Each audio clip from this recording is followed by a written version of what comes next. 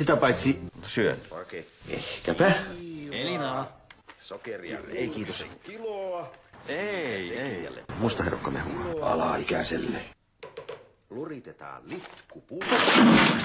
Pullo pankolle ja hyvää tulloa. Siitä sait.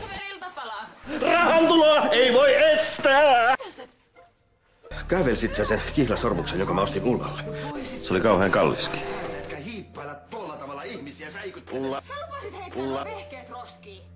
Ulla näistä aina motkotti. Sen takia ei voinut kotiin viedä. Sen verran sanon vaan, että vaarallisen paljon alat kuulostaa äidiltäs. Persuksiin paskaa. Pullo. Ole hyvä ja poistu. No ei tää haise. Mustaherukkamehua. Alaikäiselle. Hyvin tiivistettynä siitä ei tule minkäänlaista haju. Itsekäs. Elina.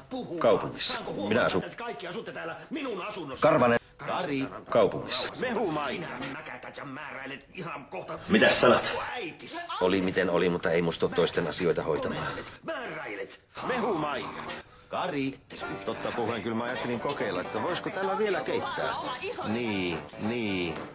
Saanko huomioon? No ei tää haisis yhtä. Seppo Taalasmaa. Oi saakeli tätä elämää.